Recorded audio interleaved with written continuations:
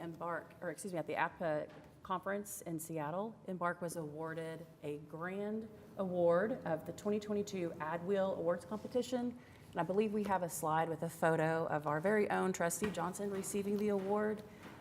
This award recognizes an outstanding transit marketing and communications effort that contributes to strategic goals. And the video that won the award is called Save a Seat, and it was recognized in the electronic media section of the best marketing and communications on the COVID-19 pandemic category. And so this is the 6th time that Embark has won a grand award and recognition in the AdWheel competition. So I'd like to just call out our marketing team. They're here in the 2nd row. We've got Michael Scroggins in the 3rd row, sitting behind his team as our marketing manager. He's been in that role for 14 years, so he's led this great team for 14 years, winning those awards. And then we've got right in front of him, Lloyd Rosin. He's our videographer. He shoots many videos for us, both for our employees as well as for our community. And then Ty Hawley, you'll recognize her voice in the video. I've got a clip for you. It's just 30 seconds long just to remind you of what that video was, but she's our graphics specialist. And next to her is Megan Henderson, and she is our communications strategist, and she helped with actually creating the script for the video and coordinating all the scenes that you'll see in the video. So I'm just very proud of our marketing team. They've done a great job, and even the industry has recognized that through this award.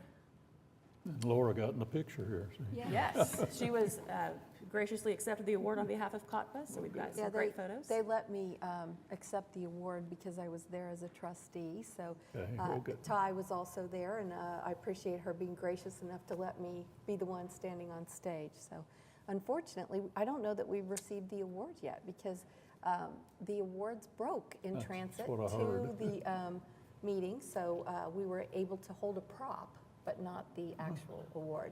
So yeah, I thought about bringing a prop today, but I just didn't have one. Right. So we'll be getting that actual award soon. So if you could show the video that won the award. When life is at a standstill, we notice movement. They say we'll be back, but some of us have been here all along. Oklahoma City is resilient. There's strength in our workers. There's courage, dedication, and drive. To all the drivers, doers, helpers, riders, and all of those moving us forward, thank you. For those staying home, we saved you a seat.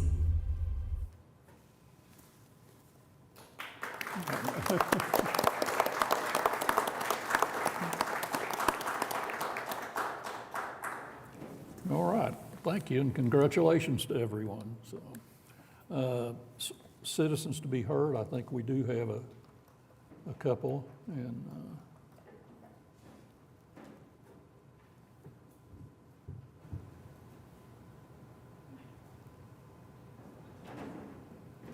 Good morning.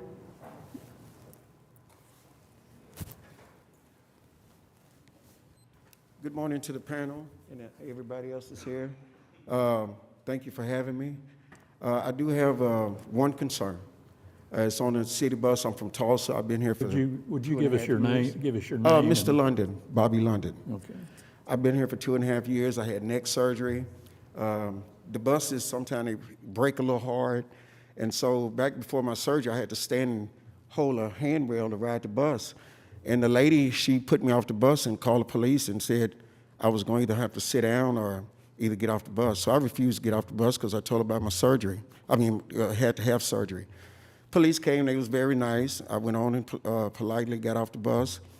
And so anyway, what I did, I went and bought 2 dozen of roses, and I gave it to all the bus drivers because you got a lot of good bus drivers. And I appreciate the system that y'all have here. You work 7 days a week, even on holidays, and I really appreciate the good that y'all do, and thank you for that. I just have the one concern, bus 11. I know it's on a detour. It runs, got a detour. I stand right out here to catch it, and he'll just keep right on by. So I was just wondering maybe if it's okay to catch the bus there. It's at a bus stop. It's not closed down. If that would be okay. Maybe the driver just think, well, since it's not on his regular route because of the detour, he don't have to stop until he get off his detour back on his regular route. And that is bus 11 is going outbound from the terminal. But other than that, that's my only concern. And thank y'all for your hard work and all the people that I've called in and talked to at the the main terminal. They've been good. I put in complaints. I don't believe in cussing the driver out, being irate with them. I always give them the utmost respect, but I will, pick up the phone and call in downtown, well, out there on May and talk, and they always take my complaints or whatever that I have, and I never had a problem again. But I just want to say thank you, and God bless y'all, and have a good day. All right, well, thank you for your comments. Yeah. Do we have another, well, the other citizen's going to speak at Wants to speak under the item. items, yeah, all right. All right, next item is approval of our minutes of our October 7th board meeting. Any corrections or deletions anybody'd like? If not, I would hear a motion to approve our minutes.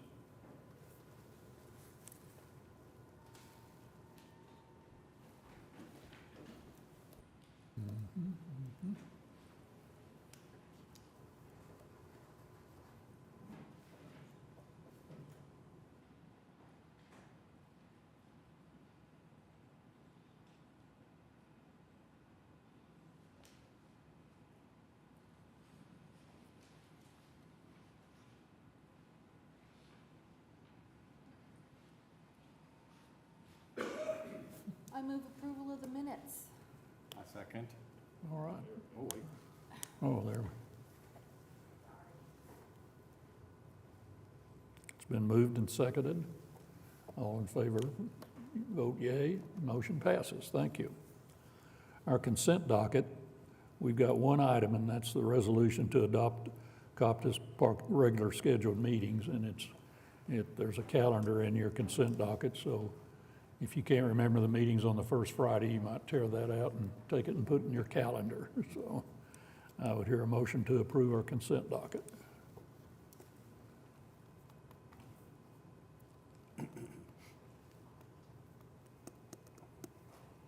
All right, motion passes. All right, items for individual consideration. I'm going to ask that we speak about A and B kind of at the same time because they're kind of interrelated. And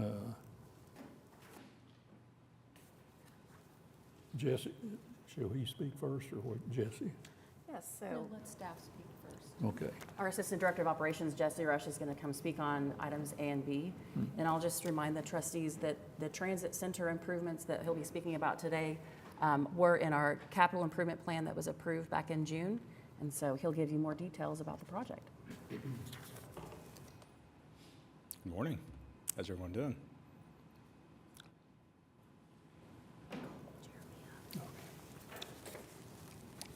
All right. So I have a quick presentation to talk about the transit center. So like Suzanne mentioned, it's a big capital improvement project for us, and excited to get this awarded. Maybe. Thank you. All right. So what we're going to do is we're going to talk through the bid, right? So we can kind of see what we're getting. So our first slide here, just to help everyone get oriented, this is our transit center located between Northwest 4th Street, Northwest 5th Street, just west of Hudson. North is up on the screen. All right, so our next slide here will show our base bid that's being awarded to Libra Electric.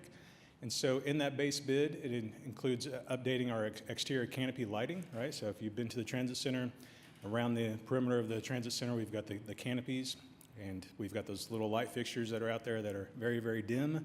We're upgrading all of those light fixtures to be new high LED fixtures, right? So super high impactful lights. So that's part of the base bid, and then also part of MB-1576-1 base bid. On the next slide, we'll show that we're also upgrading the exterior light poles, right? So the idea here is to make it as bright as possible and as efficient as possible. So all of our current fixtures are being upgraded to LED fixtures.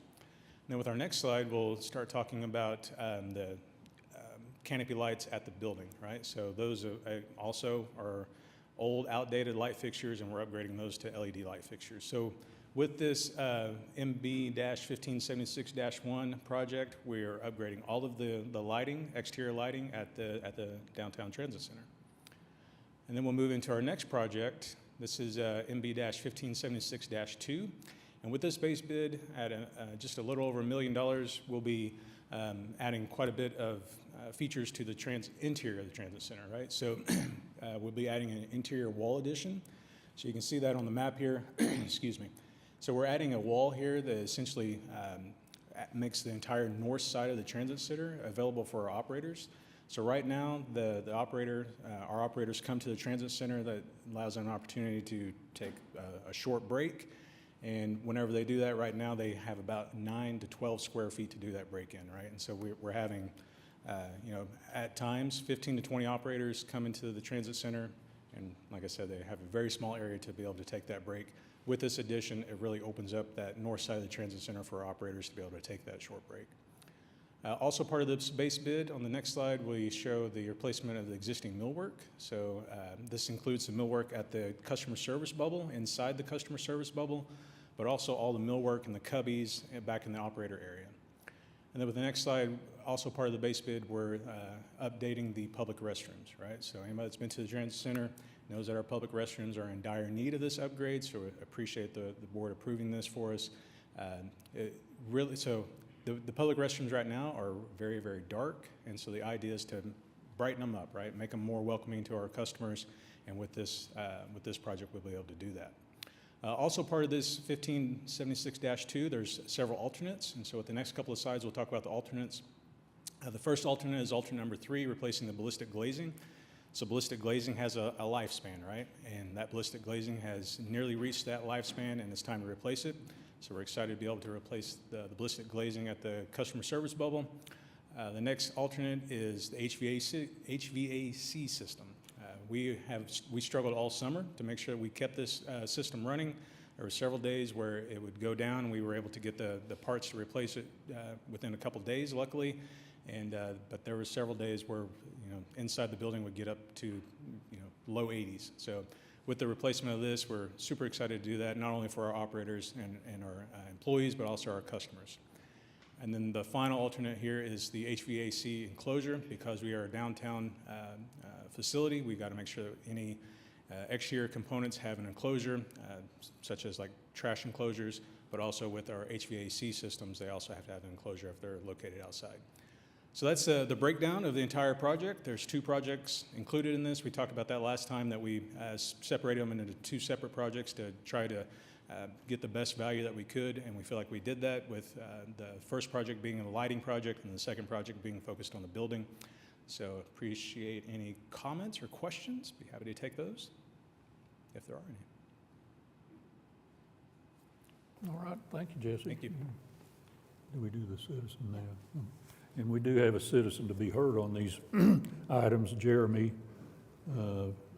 Ma, yeah.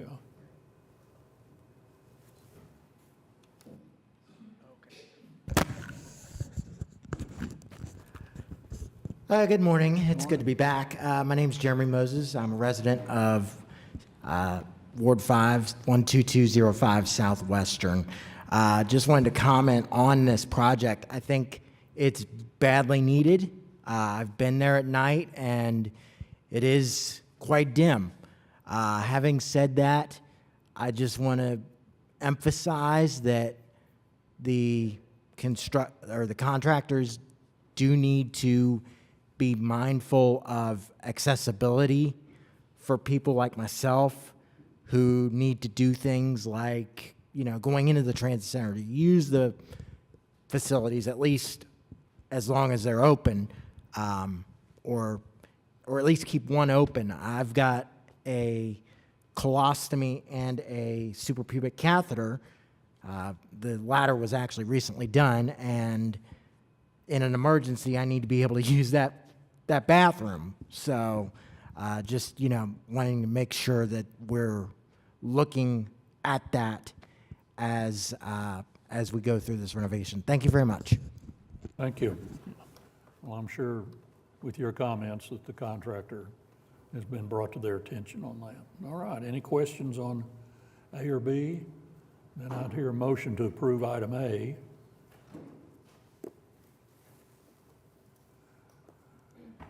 We have a motion and a second. All in favor?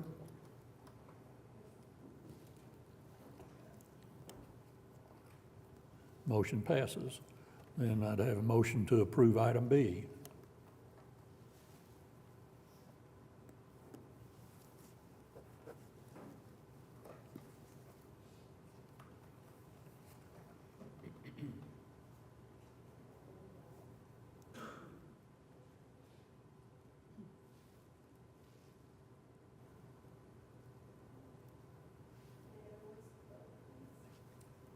I'll move.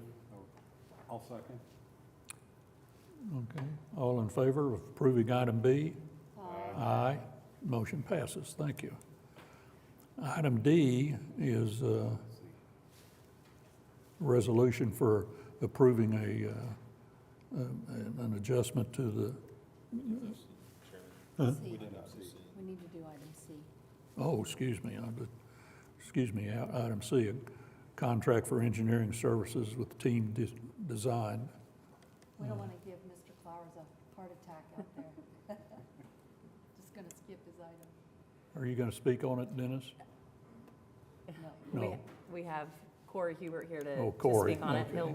He'll present for us. So just as he's making his way up here, I'll just mention that team was previously known as Triad, which may be a familiar name to the trustees. They've worked with us for years on our river projects, including the most recent Stockyard Landing and the Meridian Pavilion. So with this project that Corey will be speaking on, we just want to mention our excitement of this partnership that we have with this project. COTPA's got a $4 million grant from the FTA, and we're partnering with the Chickasaw Nation to fund a large part of the local match for this project. So we're very excited about that partnership.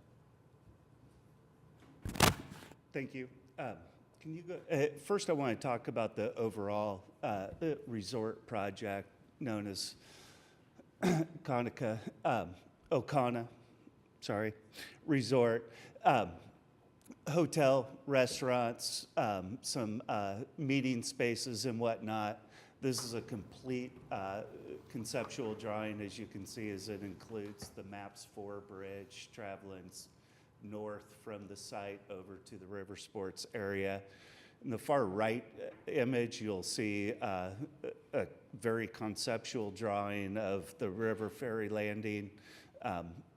This is a product of the resort, not our conceptual drawing. On the next slide, if you would.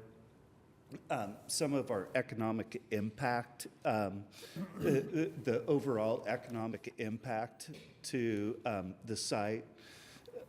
The site goal is to create a world-class tourist destination to support the vision of the first American museum. Again, long-time project. On the latter slide, we have the FAM landing schedule before we talk about the A&E contract. This is our current schedule for the project. Hopefully today you'll approve our first portion of our A&E contract to design our approximately $5 million project, which will include a ticket booth, some facade, ticket booth, restrooms, landing area, walking space, and the facilities needed to run the operation. Later in the early next year, we'll come back to you with completed concepts in February, along with the amendment for the contract to utilize Team Design to help us with the construction of the entire project. Questions at this point? Any questions? I don't guess so. Thank you. Okay. The $57,000 that we see here for this contract, this is just for the preliminary design work. And so you can anticipate that we will be bringing for approval another contract to do the final designs and the biddings, the preparation of the bidding documents. And that, of course, include several $100,000 more to complete the design work for this project, since it's about a $5 million project. Thank you, Suzanne. All right, if there's no questions, I'd have a motion to approve item C. Been moved and seconded. All in favor, vote. Motion passes. Okay, now we can go to item D, and that's, Suzanne's going to speak to that and a little explanation of it. Yeah, so this item is a pay plan adjustment and stipend for our non-represented COTPA employees. So just as a reminder, October 11th, City Council approved a 7% pay plan increase, as well as a 3% stipend for the management employees and AFSCME bargaining employees. And so, as is typical, COTPA will follow the city pay plan adjustments to maintain our pay structure and the consistency between those. And so this is for our non-represented COP employees, which are largely administrative positions in our organization. So this estimated cost of $362,000. All right. Any questions? If not, then I would have a motion to approve. It's been moved and seconded. All in favor? Motion passes. Thank you. Next item is ratification of claims and payroll. Any questions by any of the trustees on any of the items in there? If not, I'd have a motion to ratify.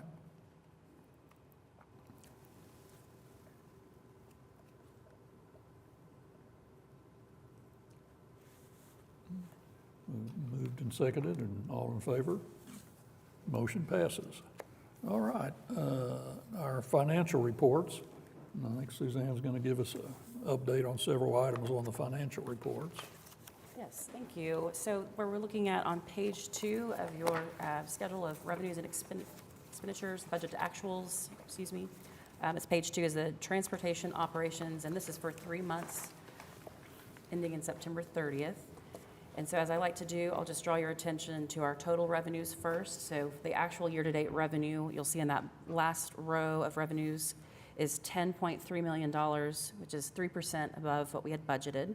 And I'll also point out it's 27% above prior year revenues. The actual year-to-date expenditures, if you go down several rows under total expenditures, you'll see that our expenditures are just over $8 million, which is 7% below our budget for year-to-date. And then the line below that is our operating income, and we have an operating income of $2.2 million finishing September 30th. So a few highlights to note on the revenues. The first 2 rows under revenues is our fare box and fare media sales, and we continue to see a positive variance on those 2 lines. Fare box up 29% and fare media sales up 6% respectively. So our ridership continues to build those revenues, so that's a real positive thing for us to see. I thought I'd point out a few revenue lines that I don't typically speak on that I thought might be of interest to the trustees. So if you'll go 5 lines below revenue header, you'll see other passenger revenue. And so I'd like to explain what is included in other passenger revenue. So this is revenue from an agreement that we have with the city's planning department. The board actually approved this last month. It's for, the city planning department pays for day passes for low income and homeless recipients leveraging their community development block grant. So that was an item that was approved by the board last month. And with that approval, we can now invoice the planning department, and we've actually done that in October. So you'll see next month that negative variance of $21,000 will be boosted by the fact that we've received payment. So that was just getting the agreement in place and the invoice. So I expect we'll get caught up on our revenues in that line. And the other one I wanted to point out, under total revenues, if you go 2 rows up, you'll see there's other agencies' participation. And so this is revenue from our agreements with Rose State, Midwest City, and county commissioners for their shares of Route 15 and Route 19. And so just as a reminder, at the beginning of the fiscal year, we typically have the board approves contracts with these entities for providing service in their areas, and we charge them a fee for basically the operating costs, what it costs us to run service in those areas. And so you'll notice that we are a bit over budget in this revenue line, and that is because really the cost to provide service has gone up. Fuel costs, cost for parts, those kinds of things. And when this particular original budget year-to-date was put together, those costs were at a little bit of a lower level than anticipated when we put the agreement together. So that's why you'll see a positive variance on that row. And then under expenditures, I wanted to point out a couple of lines, the supplies and the fuel lines. So these both show a negative variance. First, I'll start with supplies, negative $11,000.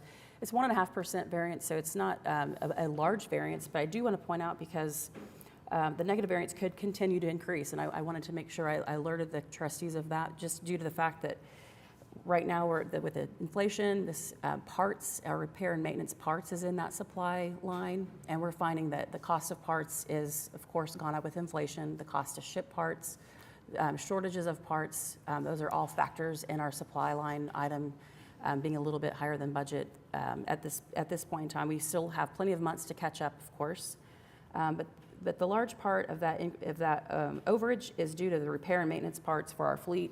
And in some cases, we are ordering some extra parts for like our preventive maintenance items. We want to make sure we don't have shortages. We got to keep our buses maintained and on the road. And so we are buying a little extra to make sure we don't have shortage issues. So that has caused that 1.5% variance under supplies. And then under fuel, you'll see that we're 10% over budget under fuel. And of course, we know fuel costs have been much higher lately. And so I actually wanted to kind of paint a picture for you on our CNG fuel. A year ago, it cost us equivalent of 38 cents a gallon to fuel the CNG buses. Of course, the CNG is not done in gallons, but that's an equivalent for you to understand the illustration. And then this year, it's at 78 cents a gallon. So it's a significant growth in our cost to fuel our buses with CNG. And so that's why we're seeing our fuel line item increase. Still cheaper than diesel. Significantly cheaper than diesel, yes. And so we'll continue to see perhaps in that fuel line item a bit of a variance. So I did, again, just want to bring that to your attention. Of course, we're closely monitoring that. And when we look into our details of our supplies, we find other lines where we're significantly under budget. So we think in the end we can balance this without an issue. So if we turn over to page 4, which is our parking operations, there's a total revenues row. You'll see that our actual year-to-date revenues is $1.5 million, which is 31% above budget. And going down that column, you'll see total expenditures are about $759,000, which is 7.5% over budget. And our overall operating income for year-to-date is $747,000. So just a couple of highlights on the monthly contract, which is the first row under revenues. We are 58% above budget, mainly due to unbudgeted increase in our monthly parkers, including the Prairie Surf Garage as well as the Griffin Media Company at Century Center, since they are now moved in.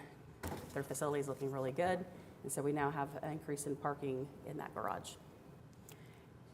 And I was going to highlight for you under expenditures, the parking garage operations. The $472,000 that you see there, that includes a $300,000 deposit from PCI, our new contractor for parking, and then it also includes a July and FY22 balance from Republic, our former provider. So that number does not include any invoices yet from PCI other than the deposit. So I just wanted to point that out to you. You'll see in the footnote those unrecorded expenses. We anticipate next month's report that you'll be seeing will have August and September PCI invoices included, so we'll be caught up and we'll be just 1 month in arrears like we strive to be on our recorded expenditures. And then the other services and fees, which is the second line under expenditures, you'll see there's a negative. There's a negative actual year-to-date expenditure, and that's, I'm sure, something a little bit odd to see negative expenditures, but I thought I'd explain that to you, why we have negative $46,000 there. This is related to a payment that we received from the city to cover the cost to lease surface parking lots from RICO. So we, on behalf of the city, to meet their obligations to the OKC Thunder to provide adequate parking for their VIP ticket holders, we managed that parking asset on behalf of the city. So we have an agreement with the city. They pay us for that, so of course we can't pay for that. And so they reimbursed us a little bit earlier this year than typical. They usually do it at the end of the year. So we had a reduction in our expenditures, which is why you see a negative variance there. And then if we can turn over to the river report, which is on page 5. So the total revenues on river were $292,000, about 15% above budget. The actual year-to-date expenditures going down the rows there is $213,854,000, 5% under budget. And just a few highlights I thought I'd point out to you on the revenues here. You'll see the last row under revenue says payment from Okra, and that's a new line item on your report, so I wanted to explain that to you. CODPA has an agreement with the OKC Riverfront Redevelopment Authority, which is Okra, to receive $25,000. And so the reason it's 50 is that FY22, the $25,000 from FY22 did not get transferred to us. And so you'll see that it's FY22 and FY23 funds here for the $50,000. We don't typically budget this revenue, which is why you'll see that variance, because it's not a guarantee. So we don't typically include it in our budget, but it is nice to have that overage. and that partnership with Okra to promote ferry services. We'll be working with their marketing team, which is a large part of why they give us those funds, is to help promote the river. And so we'll be working with the marketing team with our ferry service provider to promote river services. Under expenditures, I'll just comment on the supply line because it is a negative variance. And this is negative $6,800, and that is due to fuel. And really, it's kind of a timing issue on the fuel. We refuel the boats twice a year, so I've learned. So we just refueled them in this month of September, and it costs about $12,000 to $13,000 to refuel the boat, and then we'll be doing it again in the spring. And so we do anticipate coming right in with our fuel budget. Again, I mean, there's some variables there we don't know for certain, but we do think we're a little bit over on our forecasted budget year to date. But we do have some more, as you can see, our overall budget of $26,000, we think we can stay within that budget for supplies for river. My final comments will be on streetcar operations, which is page 7. So the total revenues for streetcar are $1.5 million, which is 2% below budget. And our total year-to-date expenditures are $1 million, which are 7.5% under budget. And our operating income, you'll see there, is $455,000. So I just would note on the supply line under expenditures, this is at the beginning of this year, we modified this report to help the trustees see more visibly what our spare parts costs were looking like for streetcar, because our streetcars are now going into their 5th year, and so they are an aging fleet, and so we're seeing some more expenses with spare parts, and so we wanted to make sure that was visible, that you could see what those costs were. We have in footnote 3 a note that in next month's report you'll be seeing another $101,000 for those spare parts hitting our year to date, and so I would anticipate on the supply line next month we'll show a negative variance, but we still have plenty of time left in the fiscal year to monitor this and stay caught up, but I do want to just point that out to the trustees. So those are my final comments on the report. If you have any questions, I'm happy to answer. Good report, thank you. Any questions by any of the trustees? Not, we have a motion and a second. All in favor? Motion passes, thank you. Under our program reports, we've got one report, transit system report, and I guess Jesse's going to give us that again. It's me again. Hi, everyone. Good morning. And before I jump into this, wanted to share a quick story, if I may. I'll be short. So I was riding streetcar Wednesday, and I like to do that sometimes, just kind of sit back and listen to people. So my daughter and I, we were riding the streetcar, and there was a family on there, and then you could tell they were from out of town because they were kind of checking things out. And there was a couple that were on the streetcar also, and I guess they noticed that they were from out of town. And so this couple started talking to the out-of-town family and just started explaining to them about what Oklahoma City was and just how cool it was and all the cool restaurants we got. I just thought it was kind of cool to see, that's transit, right? You constantly see people interacting together. Got to see that firsthand, and I love seeing other people love Oklahoma City as much as we all do, and just, I don't know, just kind of hit me. It was cool. It's what transit does, bring people together, so just wanted to share that story real quick. And then also, before I jump into this, I also wanted to thank Bo, who was here earlier, to provide input, and then also Jeremy. Appreciate the input as always. Appreciate you guys. We can't get better if we don't know about things that are going on, so as always, appreciate the input. All right, let's talk about transit. Let's see if I can do it. All right. So this first slide is a recent event that we had. What direction is this? Just south of here at the Scissortail Park, just outside the Convention Center parking lot. So a little background on this, right? So the slide shows the Rolling Oklahoma Classroom. So what is that? So we, working with the Oklahoma Transit Association and the Oklahoma Department of Transportation, the Oklahoma Transit Association was able to receive a grant that helped fund this Rolling Oklahoma Classroom. So this Rolling Oklahoma Classroom, the bus that you see in the picture here was donated by Embark. This is one of our buses that were taken out of the fleet rotation, got through its useful life, nearly 1 million miles, right? Putting a lot of miles in these buses. And then we took it out of the fleet rotation.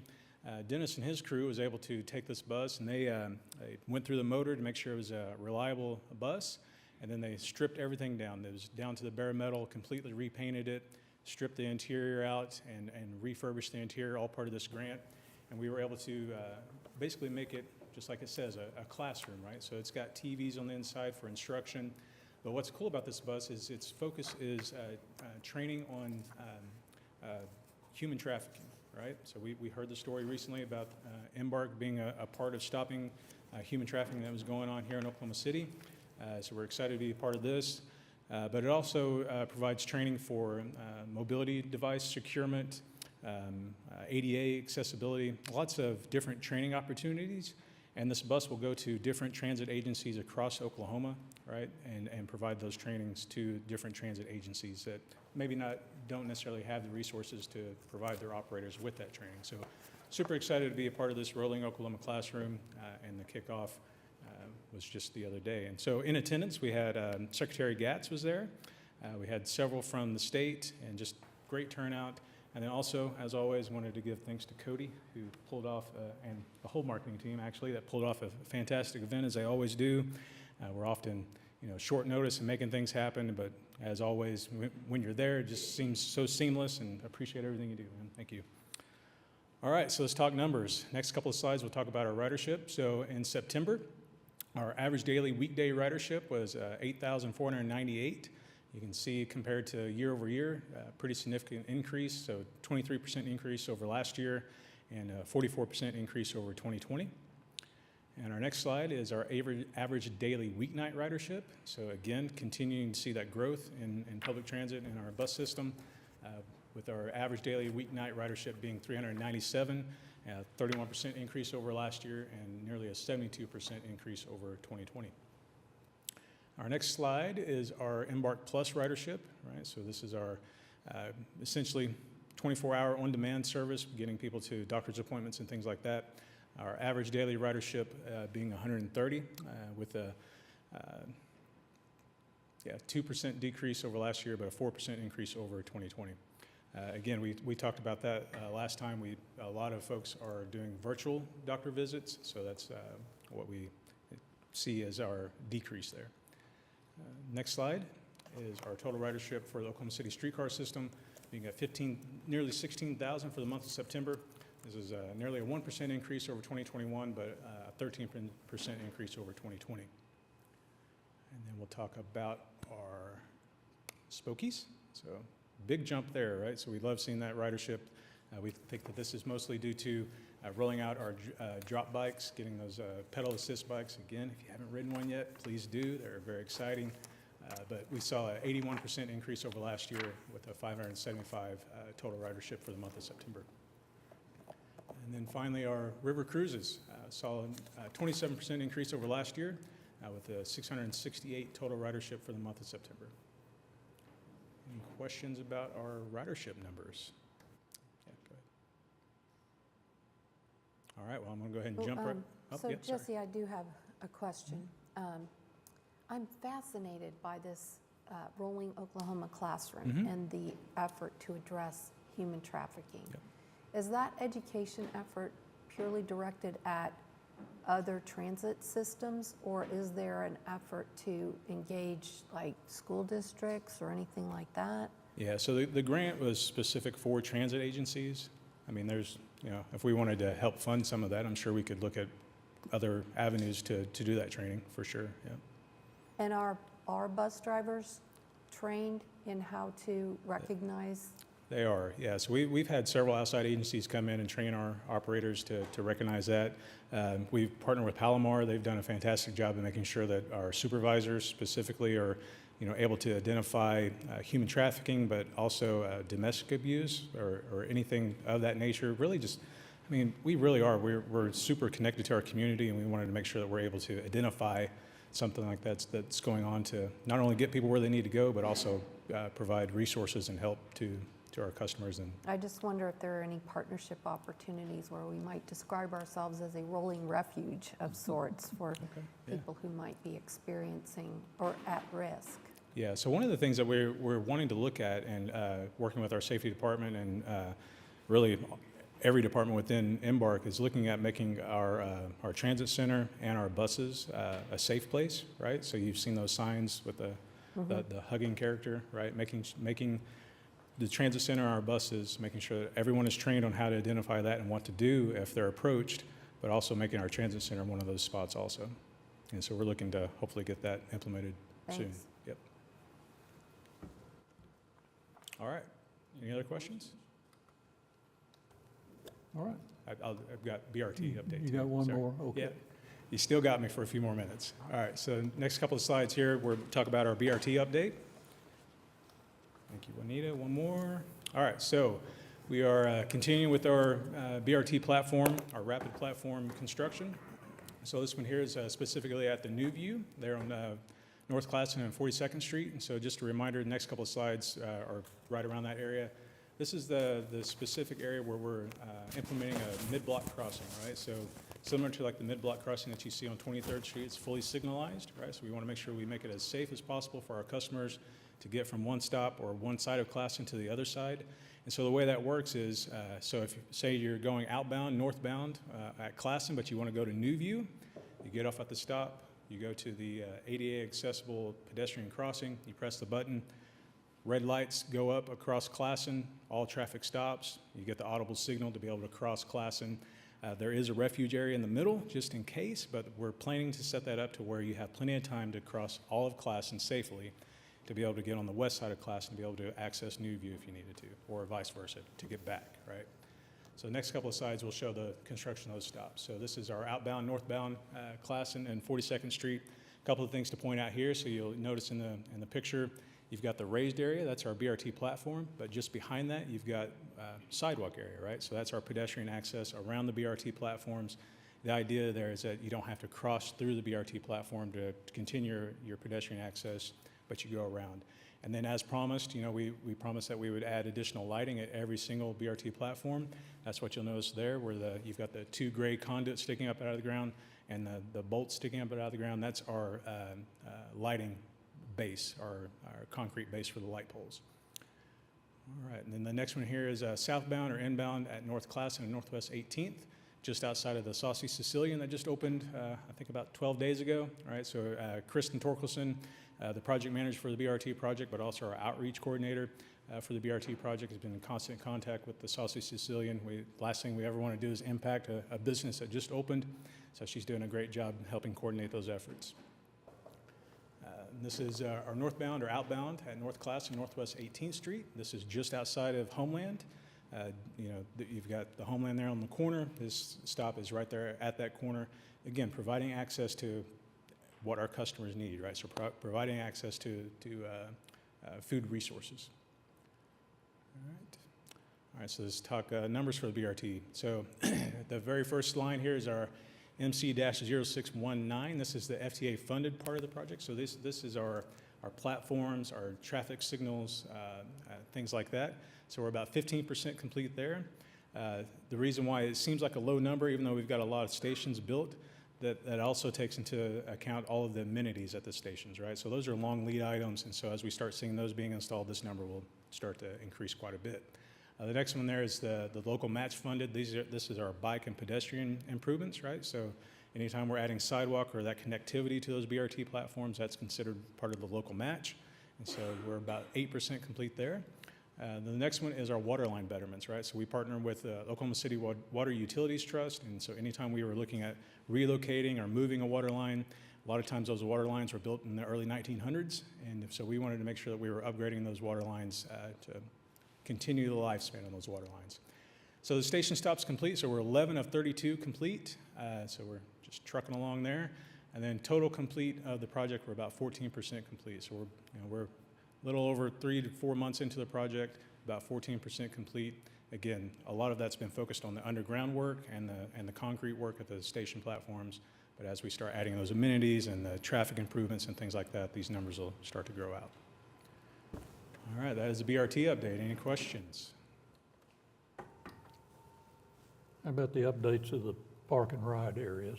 Yeah, so they've completed the stop at the park and ride area at North Meridian. They're working to do the mill and overlay soon. And then we're continuing to work toward that effort at Penn and Northwest Expressway, working with Oak Development to secure that park and ride location at Penn and Northwest Expressway. And then, so really 3 park and ride locations. You've got the one at North Meridian and Northwest Expressway. That's our far northwest one. Northwest Expressway and Penn, that's the one kind of in the middle. And then the one at the far southeast end of our BRT project is the one at the Century Center parking garage that we operate. So that one's done. That's secure as long as Corey doesn't change his mind on anything. And then the one at Pennsylvania, where that new development is that going to be facing the street, or? Yeah, so it's going to be kind of more embedded into the project is the current plan. We're still working out all the details with Oak Development. Yeah. Any other questions? If not, I'd have a motion to, it's been moved and seconded. All in favor? Motion passes. Thank you. Thank you. All right. Any items from the trustees? We got a full house today. Thank you, everybody. I'm sure Jason is probably watching us, but he's competing in a triathlon tomorrow, and we wish him the best of luck. I told him, you go on stage, it's break a leg, and I told him for this, don't drown. So, all right, then we are adjourned.